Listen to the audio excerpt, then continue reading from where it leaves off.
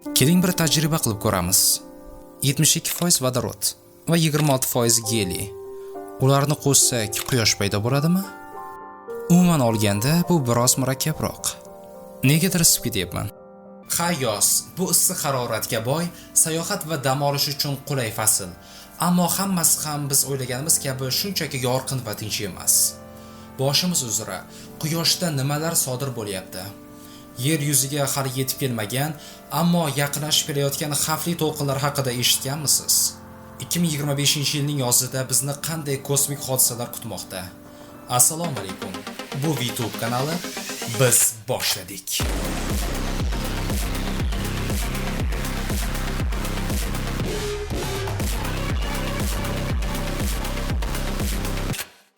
(1859) yil 1-sentyabr. Insoniyat hali koinotni o'rganmasdan turib, quyosh unga signal yubordi.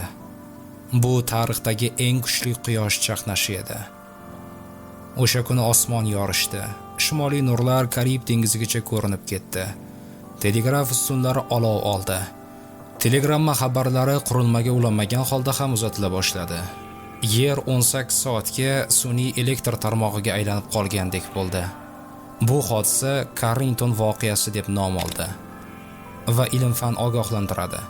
Agar bu hodisa hozirgi davrda takrorlansa, butun internet, sun'iy yo'ldoshlar, bank tizimlari, aviatsiya aloqasi barbod bo'lishi mumkin.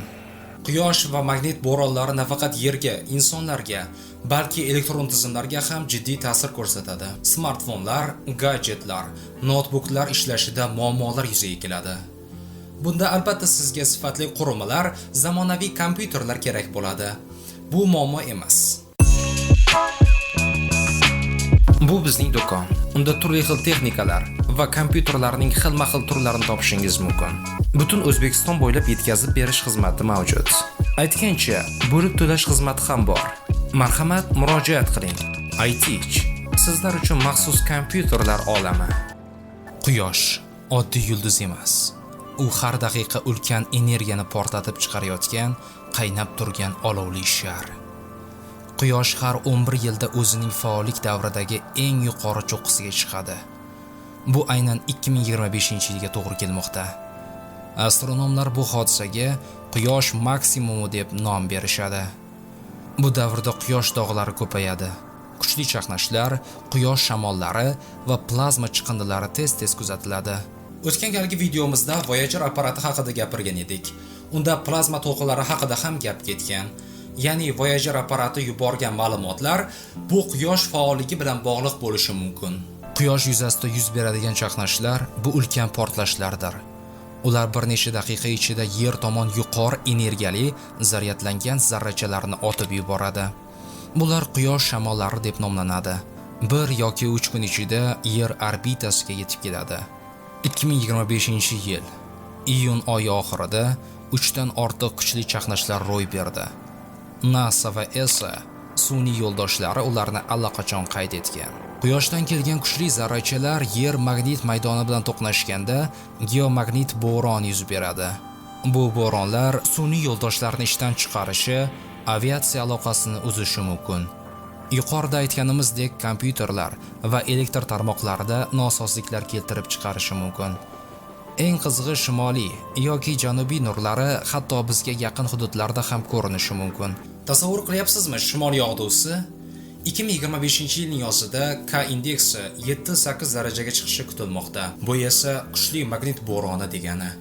Odamlar uchun geomagnit bo'ronlar bosh og'rig'i, charchoq, uyqu buzilishi, yurak urishida o'zgarishlar kabi holatlarga olib kelishi mumkin. Ayniqsa yurak qon tomir kasalliklari bor insonlar ehtiyot bo'lishi lozim. Ba'zi ilmiy manbalarga ko'ra, magnit bo'ronlari ruhiy holatga ham ta'sir qiladi. Odamda xavotir, tushkunlik yoki g'azabni kuchaytirishi mumkin. 2003-yildagi Halloween bo'roni Kanadada butunlay elektr uzilishiga olib kelgan edi. 2025-yilda shunga o'xshash voqealar takrorlanishi mumkinmi? Ilm-fan bu borada ogohlantirmoqda. Texnologiyalarga qanday salbiy ta'siri bor? GPS tizimlari xatoga yo'l qo'yadi, samolyotlar uzoq masofali aloqa yo'llarini yo'qotishi mumkin, elektr tarmoqlarida to'satdan kuchlanishlar yuz berishi ehtimoldan xoli emas.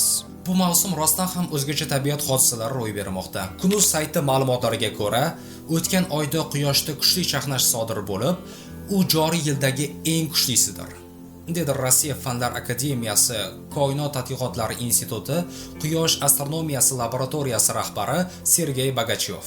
Uning aytishicha, Quyoshda so'nggi 1,5 oy ichida birinchi marta maksimal X sinfidagi chaqnash sodir bo'lgan. Hozir Quyoshda X sinfidagi ikkinchi chaqnash sodir bo'ldi. Uning kuchi X207 ball. Bu joriy yildagi eng yirik chaqnash, deydi Bogachyov. Mutaxassisning aniqlik kiritishicha, chaqnash avvalgi hududlarda emas, balki qarama-qarshi tomonda sodir bo'lgan. Olimning fikricha, bu yulduz miqyosidagi faollikning tizimli o'sishidan dalolat berishi mumkin. Chaqnash hududi Quyosh yer chizig'idan taxminan 70 daraja uzoqlikda joylashgan. Bu xavfsiz joy hisoblanadi. Ammo katta massa otilishi sodir bo'lgan taqdirda sayyoraga zarba to'lqini kelishi mumkin, deydi laboratoriya rahbari. Quyosh bizga yorug'lik ulashadi. Uning nurlari sayyoramizga yashillik va hayot ne'matini ato etadi. Merkuriy Quyoshga eng yaqin sayyora. Kunduzgi harorat 430 gradus, tunda esa -180 gradus. Venera ikkinchi sayyora. Issiqlik 465 gradus. Bu hatto qurilish pechidan ham issiqroq. Quyosh ulkan yadroviy reaktor. Uning harorati markazida 15 million daraja. Yuzasi esa 5500 gradusni tashkil etadi. Yer esa go'yo nozik muvozanatda yasalgan. +15 gradus o'rtacha harorat bilan tiriklik gullagan yagona sayyoradir. Quyosh bizga yorug'lik va issiqlik beruvchi hayot manbai. Lekin hozir insoniyat o'zi ham issiqlik manbaiga aylanib bormoqda. Atmosferaga chiqarilgan gazlar, kesilgan o'rmonlar, sanoat chiqindilari, bular yerning o'zini sovutish qobiliyatini yo'qotmoqda. Bu issiqxona effekti va bu effekt yer yuzini har yili asta-sekin qizitmoqda. Global isish nafaqat kelajak avlodning, balki bizning ham hayot tarzimizni o'zgartiradi. Qurg'oqchilik, muzliklarning erishi, dengiz sathining ko'tarilishi, bular allaqachon boshlanib bo'lgan. Bu ertaga emas, bugun sodir bo'layotgan voqea. Quyoshga biz hech narsa qila olmaymiz, ammo yerga nimadir qilish mumkin. U bizning yagona uyimiz. Uni avaylash har bir insonning burchi. Shu paytgacha aytgan fikrlarimga video yakunida qarama-qarshi gaplarni aytmoqchiman. Olimlarning ta'kidlashlaricha, tez orada muzlik davri boshlanadi. Bu haqda fikringizni kommentariyada yozib qoldiring. Ko'rishguncha.